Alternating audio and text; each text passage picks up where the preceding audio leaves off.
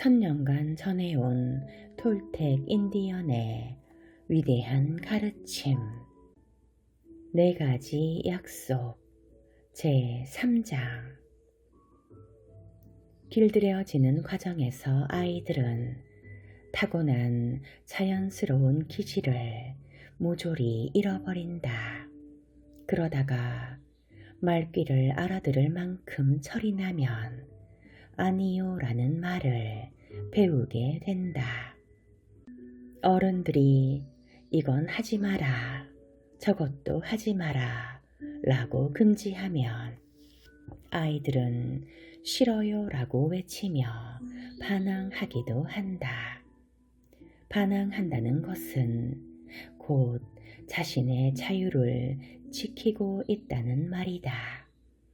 아이들은 자기 자신으로 살고 싶어 하지만 안타깝게도 어른들을 상대하기에는 너무 작고 여리다. 그러다가 어느 정도 나이를 먹으면 아이들은 잘못을 저지를 때마다 벌을 받는다는 사실을 알게 되면서 두려움을 갖기 시작한다.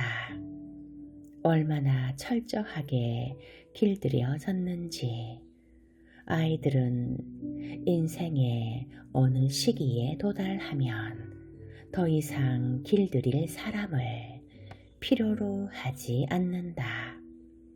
이제는 아이들을 길들이기 위해 부모도 학교도 교회도 다 필요가 없다. 그동안 훈련이 매우 잘된 덕분에 아이들은 스스로 길들이게 된 것이다. 인간은 척척 알아서 스스로 길들이는 동물이다. 이제 아이들은 그들에게 주어진 똑같은 신념 체계에 따라 자기 자신을 길들일 수 있다. 물론 어른들이 하던 대로 똑같은 상벌 제도를 활용한다.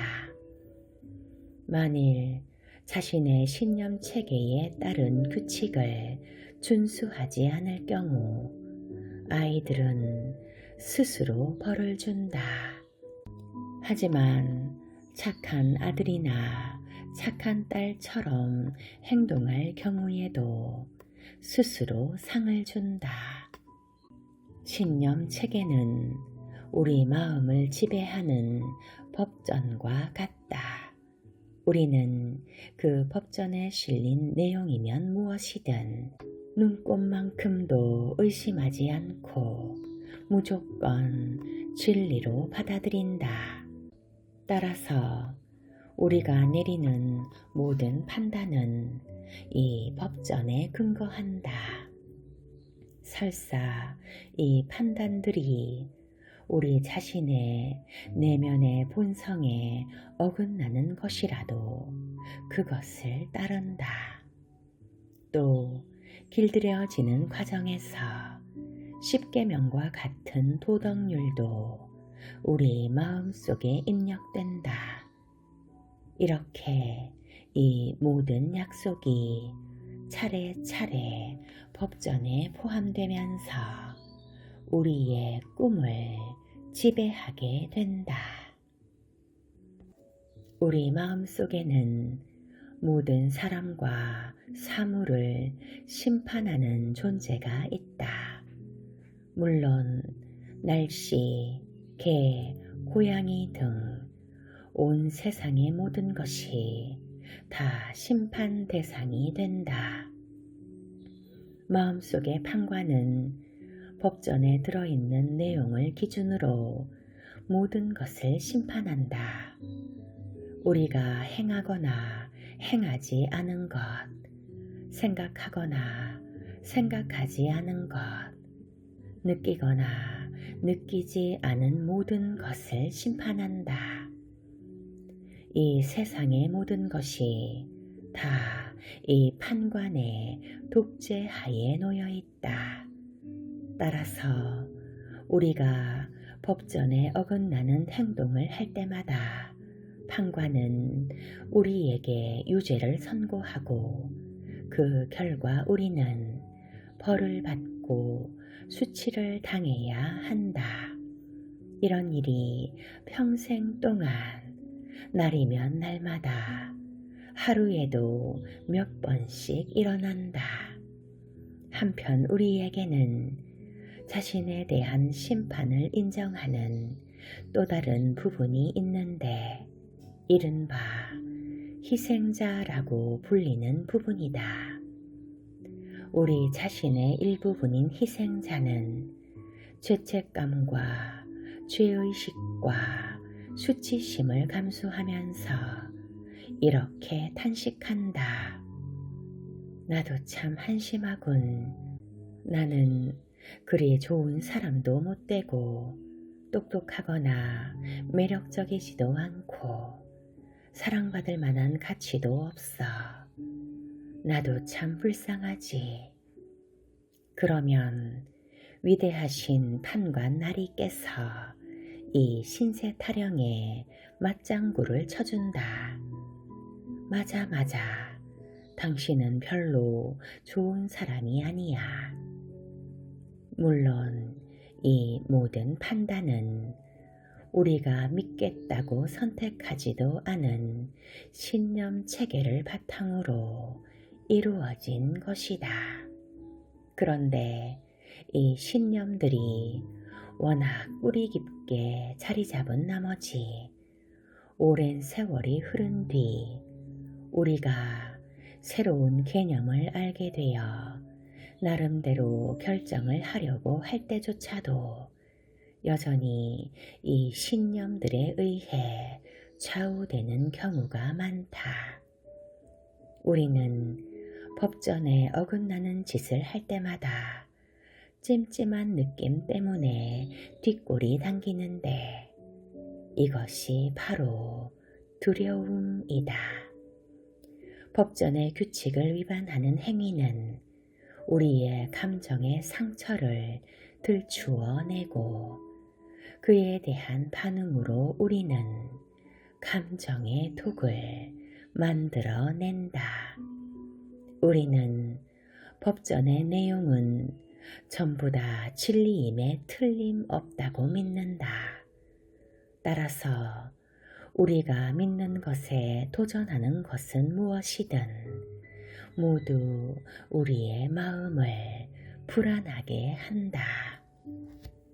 설령 법전이 틀렸다 해도 차라리 그것을 따르는 것이 마음이 편하다. 우리 자신의 신념에 저항하기 위해 엄청난 용기가 필요한 이유가 바로 이것이다. 스스로 선택한 신념은 아니지만 그래도 우리가 이 모든 것에 동의한 것은 엄연한 사실이기 때문이다. 얼마나 철석같이 동의했던지 우리는 어떤 신념이 잘못되었다는 걸 알게 된 경우에도 그것에 어긋나는 행동을 할 경우 죄책감과 수치심, 죄의식을 느낀다. 사회의 꿈을 다스리기 위해 정부가 법전을 두고 있는 것과 마찬가지로 개인의 꿈을 지배하는 법전이 바로 우리 자신의 신념 체계다. 이 모든 법이 우리 마음속에 존재하는 가운데 우리는 그것을 믿고 판관은 이 규칙을 기준으로 모든 것을 심판한다. 판관이 판결을 내리면 희생자는 죄의식과 형벌로 고통을 겪는다. 하지만 과연 이런 것을 정의롭다고 할 수 있을까? 참된 정의란 한 번의 잘못에 대해 한 번만 대가를 치르는 것이다. 한 번의 잘못에 대해 두 번 이상의 대가를 치르게 하는 것은 말도 안 되는 부당한 일이다. 그렇다면 우리는 한 번의 잘못에 대해 얼마나 많은 대가를 치를까? 아마도 수천 번이라고 해야 옳을 것이다. 지구상에서 같은 잘못에 대해 수천 번씩이나 대가를 치르는 동물은 인간밖에 없다. 다른 동물들은 자신이 저지른 잘못에 대해 한 번씩만 대가를 치른다. 하지만 사람은 그렇지가 않다. 지나칠 정도로 기억력이 좋은 탓이다. 우리는 잘못을 저지른 뒤 그런 자신을 심판한다. 그 결과 자신이 유죄임을 깨닫고 스스로 벌을 준다. 만일 정의라는 게 존재한다면 한 번 그러는 것으로 충분하지 그 짓을 다시 되풀이할 필요는 없다. 그런데 우리는 잘못이 떠오를 때마다 다시 자신을 심판하고 자신의 유죄를 인정하면서 자신에게 벌을 준다. 그런 과정이 수없이 되풀이된다. 만일 배우자가 있을 경우 그들 역시 우리의 잘못을 상기시키는 바람에 우리는 또다시 자신을 심판하고 유죄를 인정하고 자신에게 벌을 준다. 과연 이것이 공정한 일일까? 우리는 배우자나 자녀 또는 부모에게 한 가지 잘못에 대해 과연 몇 번이나 대가를 치르게 하는가? 그들의 잘못이 떠오를 때마다 우리는 새삼스럽게 그들을 비난하면서 그들의 부당한 행위에 대해 느꼈던 모든 감정의 독을 또다시 그들에게 퍼붓는다. 그러면서 그들에게 같은 죄에 대해 다시 한번 대가를 치르게 한다. 과연 이것이 정의일까? 물론 말도 안 되는 소리다. 신념 체계, 곧 법전이 잘못되었기 때문에 마음속의 판관도 옳지 못한 것이다. 우리의 모든 꿈은 잘못된 법에 근거하고 있다. 우리의 마음속에 축적된 믿음의 95%는 순전히 거짓말에 불과하다. 그런데 이 모든 거짓말을 믿느라고 우리는 고통 속에서 허우적댄다. 지구의 꿈속에서는 인간이 고통을 겪고 두려움 속에서 살며 감정을 자극하는 극적인 사건들을 일으키는 것이 지극히 정상적이다. 외부의 꿈은 즐거운 꿈이 아니다. 그것은 폭력과 두려움에 대한 꿈이고 전쟁과 불의에 대한 꿈이다. 물론 개개인의 꿈은 조금씩 다르겠지만 그래도 전 세계적으로 보면 대체로 악몽이라고 할 수 있다. 인간 사회는 두려움에 지배를 받기 때문에 살아가기가 매우 어려운 곳이다. 이 세상 어디를 가든 고통, 분노, 복수, 중독, 노상폭력, 그 외에도 엄청난 불의 따위가 존재하지 않는 곳이 없다.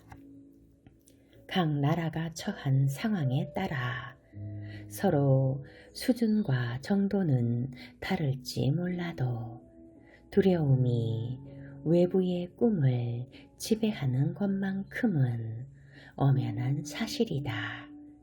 만일 인간 사회의 꿈을 종교에서 설파하는 지옥과 비교한다면 그 둘이 완전히 똑같다는 것을 발견할 수 있다.